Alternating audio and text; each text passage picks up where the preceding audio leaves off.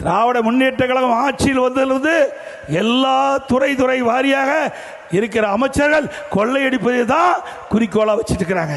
இந்த ஆட்சியில் மக்களுக்கு என்ன பலன் கிடைச்சது? வேதனை தான் மிச்சம். இந்த ஆட்சி வேதனை தான் மிச்சம். திராவிட முன்னேற்ற கழகம் தேர்தல் நேரத்தில் கொடுக்கப்பட்ட வாக்குறுதி 525 வாக்குறுதிகள் கொடுத்தீங்க. 1/4 வாக்குறுதி கூட இதுவரைக்கும் நிறைவேற்றப்பட முடியல உங்களால. ஆனா திரு ஸ்டாலின் பேசுறார், 98% அறிவிப்புகள் நிறைவேற்றப்பட்டதா குறிப்பிடுறார்.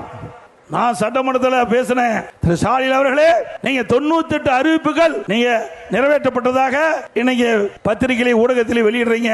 அப்படின்னு ஒரு வெள்ளை அறிக்கை கொடுங்க, மக்கள் தெரிஞ்சுக்கிட்டோம். இதுவரைக்கும் பதிலே இல்ல. திராவிட முன்னேற்ற கழக தலைமையிலே அமைக்கப்படுகின்ற கூட்டணியிலே இடம்பெற்றுகின்ற கம்யூனிஸ்ட் கட்சி திரு சண்முகம் அவர்கள் ஒரு போராட்டத்தில் கலந்து கொண்டு நிருப கேட்கின்றார்கள்.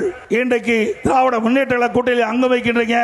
திராவிட முன்னேற்ற கழகம் ஆட்சிக்கு வருவதற்கு முன்பு 2021 திராவிட முன்னேற்ற கழக தேர்தல் அறிக்கையில் 525 அறிவிப்புகள் வெளியிட்டாங்க.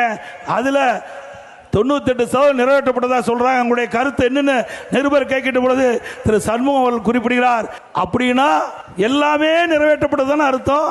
அப்படி நிறைவேற்றப்படவில்லை என்று கூட்டணியில் அங்கம் வகிக்கின்ற கட்சியுடைய தலைவரே குறிப்பிட்டு விட்டார்.